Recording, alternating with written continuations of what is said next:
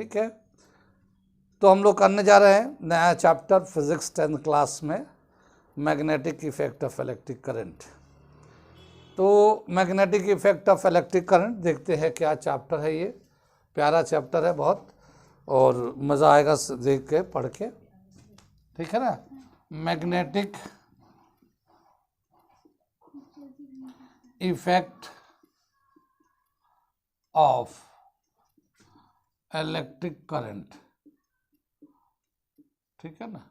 Magnetic effect of electric current, नाम ही काफ़ी है इसका, ठीक है ना।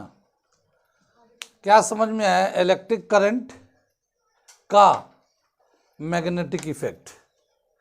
करंट के बारे में हम लोग जानते हैं, करंट क्या होता है? Flow of charge in a conductor is called current. जब चार्ज चलता है तो करंट होता है कंडक्टर के अंदर।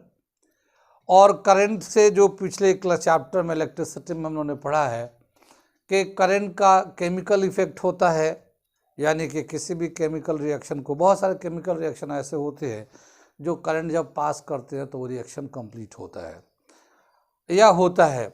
ऐसी तरह दे रखा heating effect of electric current, current का हीटिंग इफेक्ट भी होता है, यानी जब करंट को पास करते किसी पार्शियली कंडक्टर से, यानी गुड कंडक्टर नहीं होता, इंसुलेटर ज़्यादा होता है, तो इंसुलेटर की वजह से रेजिस्टेंस ज़्यादा होता है, हीट बनता है।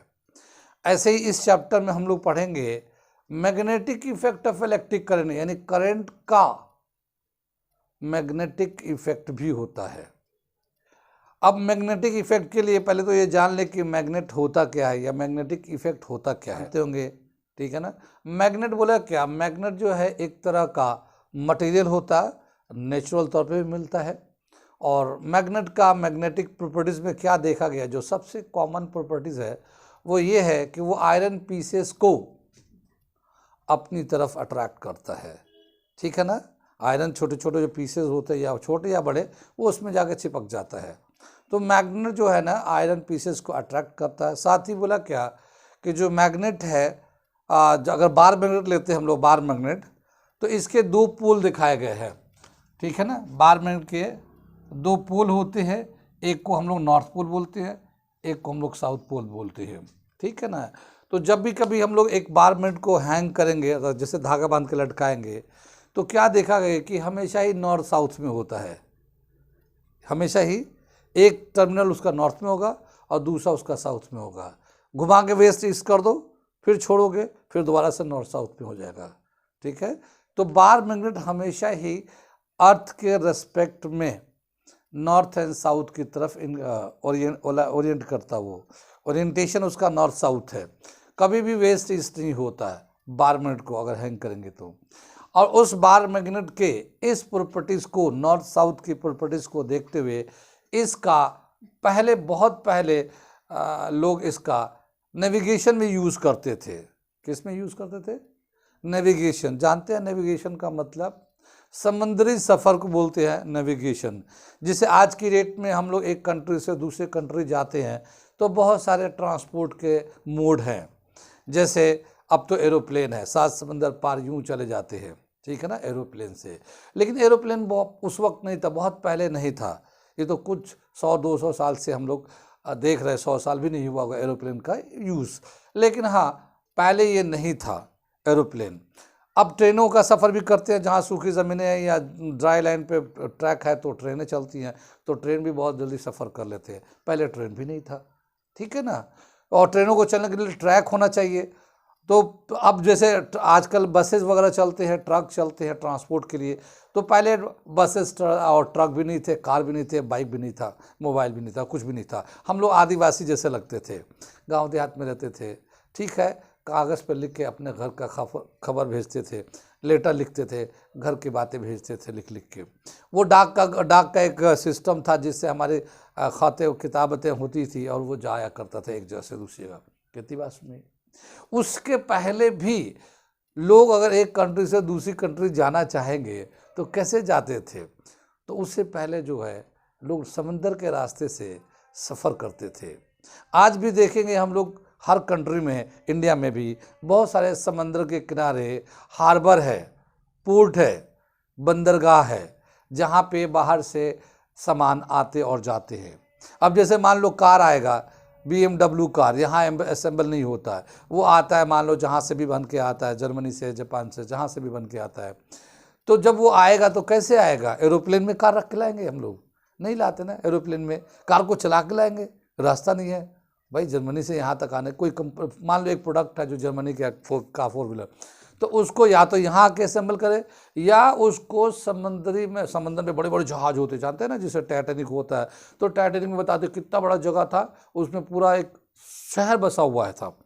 तो ऐसे ही इतने बड़े बड़े जहाज़ें होती हैं, उसी पे इस तरह के चीज़ों को असेंबल करके लाया जाता है, ठीक है ना। उनको आने में महीनों महीनों लग जाते हैं एक कंट्री से दूसरे कंट्री में, और फिर पोर्ट पे आता, पोर्ट से फिर एक कंट्री में आ जाता वो। तो पहले लोग समंदर का सफ़र करते थे एक कंट्री से दूसरे कंट्री, तो उसमें हम किस तरफ जाते हैं या जा रहे हैं, उसमें उस वक्त जो है जाने के लिए डायरेक्शन बताने के लिए कुछ नहीं था, ये मैग्नेट मगर था उस वक्त। और इस मैग्नेट से, जैसे किताबों में लिखा होता था कि आपको अगर इस कंट्री में जाना है हमारी कंट्री से, तो आप समुद्री रास्ते में इस तरफ जाइए, जैसे नॉर्थ की तरफ जाएंगे या साउथ की तरफ जाएंगे, तो आपको इतने दिन बाद चलने के बाद ये कंट्री मिलेगा आपको। तो पहले इस तरह से पानी के सफ़र ज़्यादा हुआ करता था, ठीक है ना। लोग जब एक कंट्री से दूसरे कंट्री में जैसे कुछ आया जाया करते थे, तो वो एक कंट्री के बारे में, वहाँ के रहने के बारे में, वहाँ के लाइफ स्टाइल, फेस्टिवल, खान पान, कपड़े लत्ते, कैसे जीते हैं, उनको अपने किताबों में लिखते थे। और उन्हीं किताबों को पढ़ के उस ज़माने के बारे में दूसरे कंट्री के लोगों को पता चलता था। कितनी बात सुनिए। कुछ लोग आए हिंदुस्तान में जब समंदर के रास्ते, तो उन्होंने हिंदुस्तान के बारे में लिखा है, और उन्होंने कहा है कि हिंदुस्तान जो ना सोने के चिड़िया है, ठीक है ना। अगर वो नहीं कहे होते तो हिंदुस्तान पे इतने अलगार यलगार नहीं हुए होते, इतने लूट मार नहीं हुए थे। उसी लूट मार में बहुत सारे लोगों का नाम मशहूर है हिस्ट्री में, जब पढ़ेंगे तो पता चलेगा। हिस्ट्री हमारी थोड़ी मजबूत नहीं है, मजबूत से कम है, ठीक है ना। तो खैर, तो उस वक्त जो था लोग आते थे उन्हीं किताबों से पढ़ पढ़ के। उसमें कुछ का नाम जैसे मशहूर है, जैसे एक से नाम आता है ह्यूएनसांग, ठीक है ना।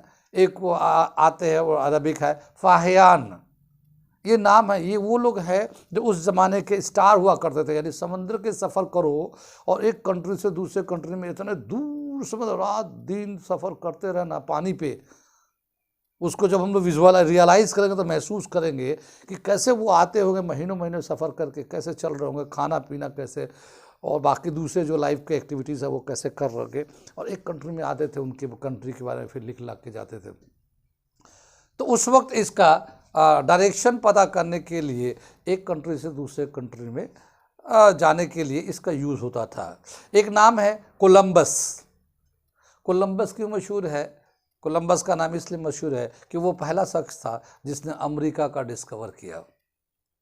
और बताते हैं कि जब वो कोलंबस हिंदुस्तान में, पहले भारत था ये, तो भारत में जब वो आ रहा था, क्योंकि पहले के जो उससे पहले लोग आए थे तो बड़ी तारीफ़ें लिखी थी, ये देश ऐसा है, ये देश ऐसा है, इसके लाइफ स्टाइल, इसका बहुत सारे कल्चर्स थे, तो जो भी था वो लिखे तो बहुत अट्रैक्ट करता था उस वक्त लोगों को। तो वो कोलंबस जो है ना भारत की तरफ आ रहा था, लेकिन वो किताबों में ये भी लिखा हुआ था कि वहाँ के लोग देखने में ऐसे होते, उनका रंग ऐसा होता, उनका नहाना धोना, जैसे पहले तो घर में पानी पंप तो होता नहीं था, नाले वाले तो थे नहीं, तो सब लोग नदी में नहाते थे, तो वो सब उसी तरह का डिस्क्रिप्शन उस वक्त के लाइफ का उसने लिखा था। उससे पहले वाले कोलंबस से पहले वाले कोलंबस वो पढ़ के जब चला आ रहा था भारत की तरफ, तो आते आते कुछ दूर चला तो क्या देखा, कुछ लोग नदी में नहा रहे हैं, और जैसे किताब में लिखा उसी तरह का दिख भी रहे, तो उसने कहा ये भारत आ गया हमारा, ठीक है ना। लेकिन जब वो वहाँ के लोगों से इंटरेक्ट हुआ, वहाँ के बारे में पता किया, तो पता लगा ये दूसरी कंट्री है, ये भारत नहीं है, ठीक है ना। बाद में पता चला उसका नाम अमेरिका पड़ा। तो अमेरिका का डिस्कवर किया है कोलंबस ने इसी समुद्री सफ़र में। कितनी बात सुन में, बहुत हम लोग पुराने ज़माने में चले गए ना, अच्छा लग रहा होगा हिस्ट्री सुन के। हिस्ट्री बहुत ज़रूरी है पढ़ना, क्योंकि उसकी जो इम्पोर्टेंस है वो एक अलग चीज़ है, वो साइंस नहीं पूरी कर सकती। वैसे भी हम लोग साइंस में क्या पढ़ते हैं, साइंस की हिस्ट्री पढ़ते हैं। अगर मैं अभी बोलूँगा magnetic effect of electric current, सबसे पहले जिसने बताया है उसका नाम है H.C. ओरेस्टेड, ठीक है ना, हैंस क्रिस्टियन ओरेस्टेड उसका पूरा नाम था, H.C. ओरेस्टेड। और उसने 1820 में सबसे पहले magnetic effect of electric current के बारे में बताया 1820 में। 1820 के बाद 100 साल बाद 1920 आया होगा, और 100 साल बाद फिर 2020 आया होगा, और हम बता रहे हैं 2022 में। ठीक है ना, कितनी बात सुनिए। तो हम लोग 202 साल पुरानी बात को हम पढ़ने जा रहे हैं। तो हम लोग क्या पढ़ रहे हैं? साइंस की हिस्ट्री पढ़ रहे हैं। तो एक हिस्ट्री होता है और एक साइंस की हिस्ट्री होता है। तो हिस्ट्री भी अपने जगह पे बहुत इंपॉर्टेंस रखता है और साइंस की हिस्ट्री भी अपनी जगह पे बहुत इंपॉर्टेंस रखता है। हम क्या कहना चाह रहे हैं कि ये जो है मैग्नेट का इस्तेमाल नेविगेशन में यूज़ होता था, समुद्री सफ़र में लोग यूज़ करते हैं। आज भी हम लोग बहुत सारे मुस्लिम जो मौलाना होते हैं और जो सफ़र करते हैं अक्सर, तो वो नमाज़ पढ़ने के लिए ट्रेनों में, बसों में, ट्रेनों में या कोई ऐसी जगह पे होते हैं, तो वो मैग्नेट्स के हेल्प से वो पूरब पश्चिम का पता करते हैं और उसी डायरेक्शन में नमाज़ पढ़ लेते हैं सफ़र में। ठीक है ना, कितनी बात में। तो ये जो है मैग्नेटिक निडल जो है, बार मैग्नेट जो ना यूज़ किया जाता है डायरेक्शन पता करने के लिए। इसके अलावा और भी बहुत सारे इंपॉर्टेंट एप्लीकेशंस हैं। हम लोग इतना ही समझ ले कि जो मैग्नेट होता है, मैग्नेट भी एक चैप्टर है 12th क्लास में, मैग्नेटिज्म, बहुत बड़ा चैप्टर है, वो भी 3-4 यूनिट है और अच्छा टॉपिक है, वो पढ़ेंगे। जो बड़े क्लास में आप लोग आएंगे तो मुझसे नहीं तो किसी और से पढ़ेंगे आप लोग मैग्नेटिज्म। ठीक है ना। लेकिन हम लोग अभी जो 10th क्लास के हिसाब से जो जितना ज़रूरत है वो एक ये कि मैग्नेट वो होता है जो आयरन पीसेस को अट्रैक्ट करता है। मैग्नेट वो होता है जो डायरेक्शन को बताता है। ये हमेशा अलाइंड होता है नॉर्थ साउथ में और उस समय डायरेक्शन का पता चलता है। कितनी बात सुनिए। आगे चलते हैं, इस कहानी को देखते हैं, magnetic effect of electric current. अभी हमने नाम बताया, सबसे पहले इसको बताया है H.C. ओरेस्टेड ने 1820 में। ठीक है ना, H.C. ओरेस्टेड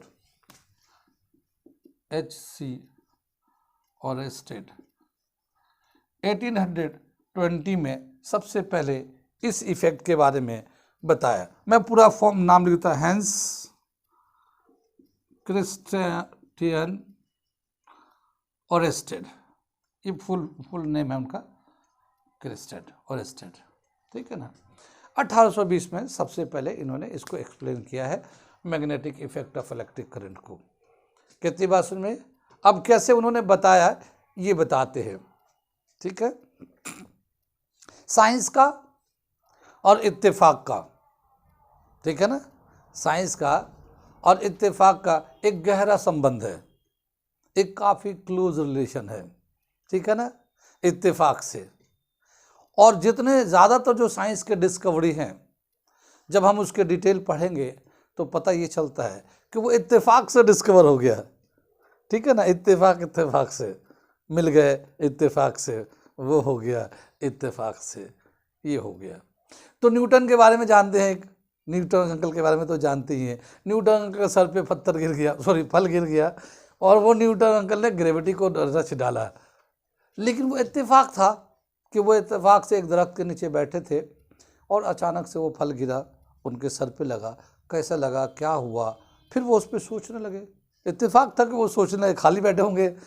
ठीक है ना, वरना आदमी के पास सोचने का टाइम कहाँ, वो तो कुछ लग गया। यहाँ तो जैसे जूतों में कब चल रहे थे हम लोग, गाड़ी पैदल चल रहे हैं, मान लो जूतों में कुछ लग गया, अरे क्या लग गया, ओहो करके और फिर चल देते हैं।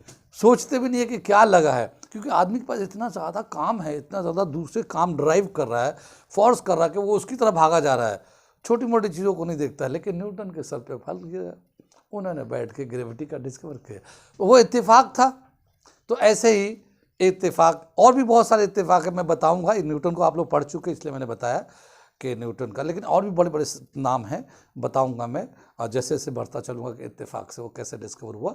तो मैग्नेटिक इफेक्ट, H.C. ओरेस्टेड, क्या इत्तेफाक था वो देखने जा रहे हैं, इत्तेफाक देखने जा रहे हैं। समझ में आ रही है बात? ठीक है ना, समझ में आ रही है, अच्छा लग रहा है तो मेरे चैनल को सब्सक्राइब कर लें। अच्छी अच्छी बातें साइंस के ज़बान से सुनेंगे हम लोग। ठीक है ना, आपको भी फ़ायदा करेगा, आपको नहीं तो आपको जानने वालों को फ़ायदा करेगा, आज नहीं तो कल करेगा। ठीक है ना। तो हम लोग देखते हैं इसको क्या इत्तेफाक था, कैसे उन्होंने डिस्कवर किया। तो मैं इसको मिटाता हूँ, इसको नाम को, और ये देखते हैं। आ रहा है खदीजा समझ में? खदीजा को तो एक बार सुना हुआ है। ठीक है ना। तो वो बातें तब तो पहले सुन रहे थे तो पता नहीं क्या असर कर रहा था, अब दूसरी बार सुन रहे हैं तो शायद उसका असर कुछ अलग हो रहा होगा। तो देखते हैं क्या इत्तेफाक था। डोंट वरी, ये मिटा देंगे, कट जाएगा खदीजा, तुम टेंशन ना लो। और जिसके नाम अगर बच गए इस मेरे वीडियो में तो हमेशा के लिए रहेगा, नहीं जिसके नाम अगर मैंने बोला और रह गया तो जब भी कभी उस वीडियो को लोग बच्चे देखेंगे तो उस नाम को याद करके इस सर के क्लास में वो बच्चा था या वो बच्ची थी, ठीक है ना। और वो न जाने कितने दिन तक वीडियो वो रन करता रहेगा और तब तक वो बच्चे का नाम चलता रहेगा, ठीक है ना। वो बच्चे पता चला कि बड़ी हो गई, शादी ब्याह हो गए, बच्चे उनके भी हो गए, फिर भी उनका नाम चल रहा है स्टूडेंट के कॉलम में, ठीक है ना। एनीवे आगे चलते हैं। आगे दे रखा हम लोगों का जो हम बता रहे मैग्नेटिक, ये इत्तेफाक क्या हुआ। आज की डेट में हम लोग जानते हैं वो स्कूल अच्छा माना जाता है जो बहुत ही देखने में खूबसूरत लगता है, ठीक है ना, जिसके स्टाफ बहुत डिसेंट होते हैं, इंग्लिश में बात करते हैं, ठीक है ना, उस स्कूल को ज़्यादा अच्छा माना जाता है, जिसके लॉन है, गेट के चौकीदार है, नहीं वरना गवर्नमेंट स्कूल को इतना नीचे क्यों मानते। गवर्नमेंट स्कूल को खुला रहता, कुत्ते बिल्ली भी आते जाते रहते हैं।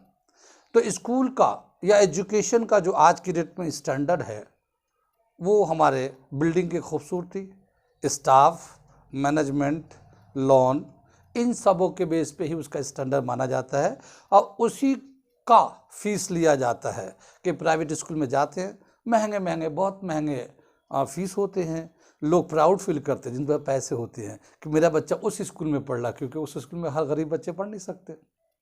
अब मान लो और एक कुछ और जो दूसरे स्कूल्स हैं जिनके पास पैसे नहीं है या गवर्नमेंट स्कूल है, तो अब एक टीचर आया और 9th क्लास में गवर्नमेंट स्कूल में न्यूटन्स लॉ पढ़ा रहा है, 9th क्लास में न्यूटन्स का लॉ पढ़ा रहा, न्यूटन फर्स्ट लॉ। और एक प्राइवेट स्कूल में एक टीचर आया और न्यूटन्स का फर्स्ट लॉ पढ़ा रहा है। तो क्या पढ़ाएगा प्राइवेट स्कूल वाला और क्या पढ़ाएगा गवर्नमेंट स्कूल वाला न्यूटन का फर्स्ट लॉ। लेकिन दोनों का फीस तो देखो, एक जगह फ्री में पढ़ रहे हैं, एक जगह इतना चार्ज दे रहे हैं। कितनी बात में, यानी मेरे कहने का मतलब यह है कि जो कंसेप्ट है साइंस का हो, मैथ का हो या किसी भी सब्जेक्ट का हो, वो कंसेप्ट कोई स्कूल का दीवार या बिल्डिंग नहीं बताती। वो कंसेप्ट ऑलरेडी हमारे किताबों में चला आ रहा है, चाहे वो गवर्नमेंट स्कूल में पढ़ाया जाए या प्राइवेट स्कूल में पढ़ाया जाए, ठीक है, कंसेप्ट वही पढ़ाते हैं। सिर्फ अरेंजमेंट का उसका चार्ज होता है कि अरेंजमेंट कैसा है, बिल्डिंग कैसा है, शोरूम कैसा है, ये सब करके ज़्यादा चार्ज होता है, लेकिन कंसेप्ट वही पढ़ाते हैं। अगर गवर्नमेंट स्कूल में अगर कोई बच्चा पढ़ रहा है तो ऐसा नहीं कि उसको वो चीज़ पता नहीं है। ये और बात है कि उसको तरीका थोड़ा अलग हो जाता है और एग्ज़ाम कम होता है, प्रैक्टिस कम होता है, टीचर भी थोड़ा उतना फोकस नहीं करते, एक तरीका है, तो वो इसकी गलती है, मगर कंसेप्ट तो वही पढ़ाना पड़ता है। कितनी बात में, तो कोई अगर कोई अच्छे स्कूल में पढ़ रहा हो और ये सोचे कि मैं बहुत ही अच्छा पढ़ रहा हूँ, मेरे जैसा तो वो गवर्नमेंट स्कूल का बच्चा हो ही नहीं सकता, तो ये गलत फहमी है, ठीक है ना। कंसेप्ट वही है, वो भी वो कंसेप्ट पढ़ेगा। हो सकता है आप इंग्लिश में पढ़ तो वो हिंदी में पढ़ लेता है। कितनी बात में, आगे चलते हैं। ये मैं इसलिए बताया कि आगे चलते हैं, जिस वक्त SC और स्टेट इस कंसेप्ट को डिस्कवर किए उस वक्त स्कूल का इतना ज़्यादा प्राइवेट स्कूल नहीं था, ज़्यादातर स्कूल गवर्नमेंट के अंडर में ही चलते थे। ये तो अब एक बिजनेस टाइप का बना है प्राइवेट स्कूल का। तो क्या है कि जब SC और स्टेट एक एक्सपेरिमेंट करा रहे थे, फिजिक्स में क्लास में एक्सपेरिमेंट करा रहे थे, तो ज़ाहिर है उस ज़माने में इतना हर चीज़ का तो मैनर नहीं होता कि भाई डिवाइसेस रखो, जो इंस्ट्रूमेंट आते हैं प्रैक्टिकल, जैसे फिजिक्स में प्रैक्टिकल इंस्ट्रूमेंट होते हैं। तो आज के डेट में प्राइवेट स्कूल में जाकर तो बहुत बड़ा लेबोरेटरी रखा हुआ है, प्रैक्टिकल हॉल बना हुआ है, डिवाइसेस अलग अलग रखते हैं, स्टाफ रखा हुआ है, ऐसा होता है अब। लेकिन पहले क्या था, जो टीचर थे आते थे, सारा जो इंस्ट्रूमेंट होता था वो एक जगह रखा रहता था, टीचर आते थे, उसका बेसिक कंसेप्ट एक्सप्लेन करते थे और फिर डेमोन्स्ट्रेट कर देते थे, बच्चे देख लेते थे, फिर उनको जैसे ज़रूरत होती थी वो बच्चे भी करते थे। क्योंकि उस वक्त गवर्नमेंट स्कूल था, गवर्नमेंट जितनी फंडिंग होती थी उतना फंड मिलता था, तो उसी हिसाब से इंस्ट्रूमेंट मिलता था, तो हर बच्चा करे ना करे कुछ बच्चे कर लेते थे। टीचर एक्सप्लेन प्रॉपर करता था, क्योंकि पहले लोग ईमानदारी से पढ़ाते थे, ठीक है ना, वही रिसोर्स मानते थे।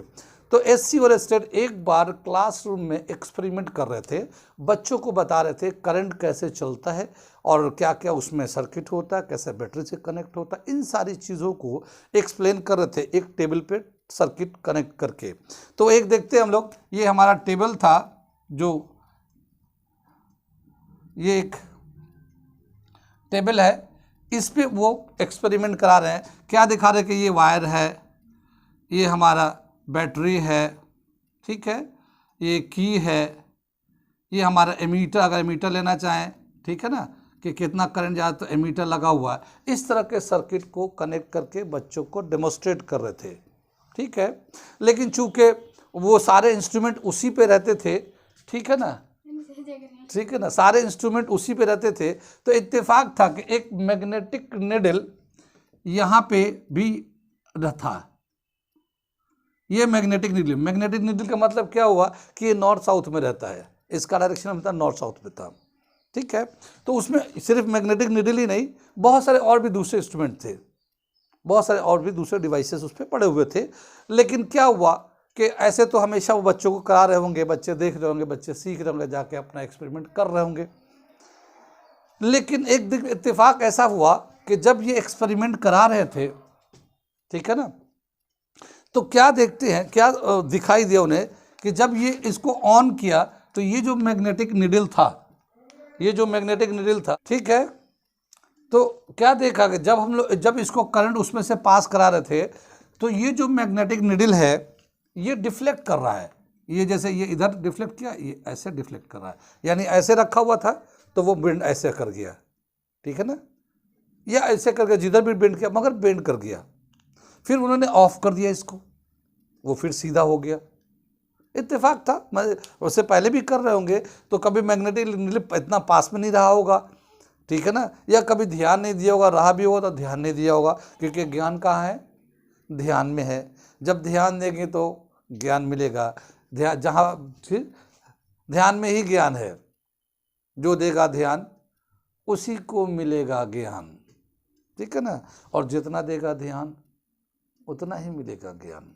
तो ये इत्तेफाक था कि उस दिन जब ये कर रहे थे एक्सपेरिमेंट तो वो मैग्नेटिक निडल डिफ्लेक्ट हुआ, फिर ऑफ कर दिया, सीधा हो गया, फिर ऑन किया। जाहिर है जब एक चीज़ उसे ऑब्जर्व हो रहा है तो आदमी की क्यूरियोसिटी बढ़ जाती है, अरे यार ऐसा क्यों हो रहा है, लाओ फिर ऑन किया, डिफ्लेक्ट हो गया, ऑफ किया, सीधा हो गया।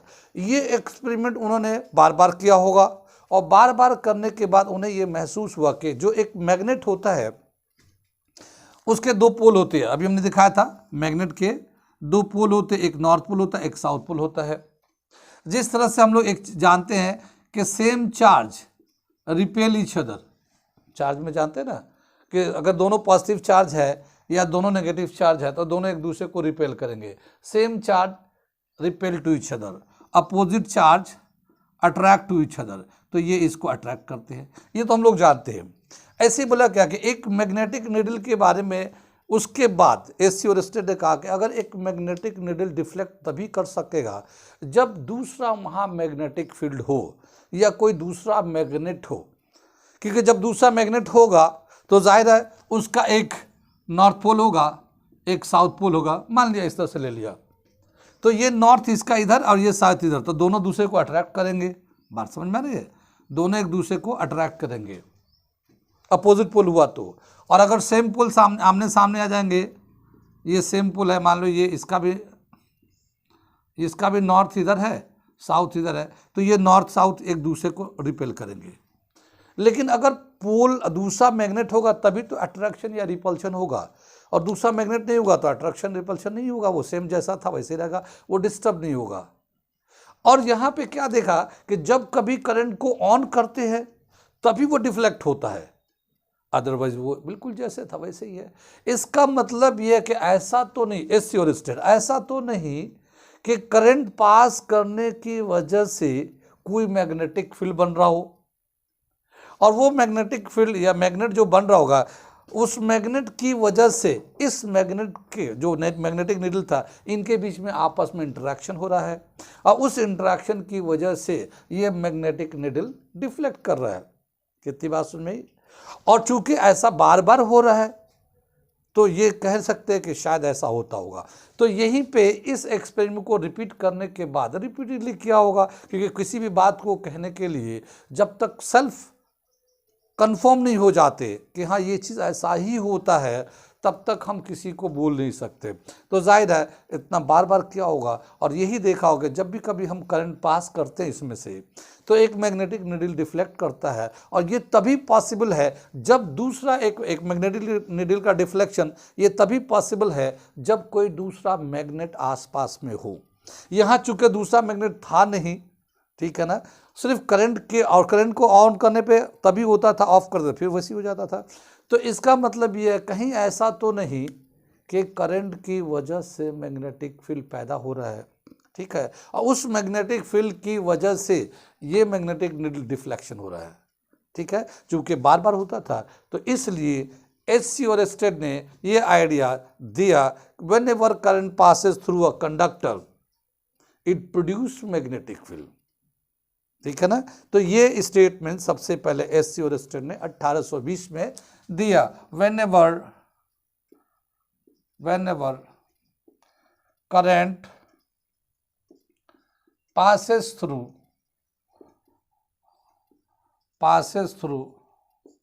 a conductor it produces magnetic field. Due to this magnetic field,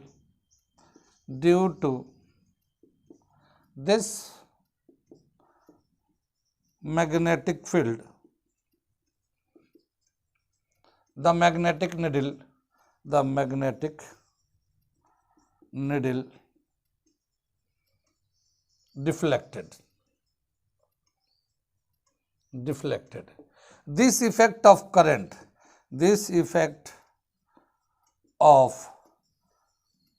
is called magnetic effect of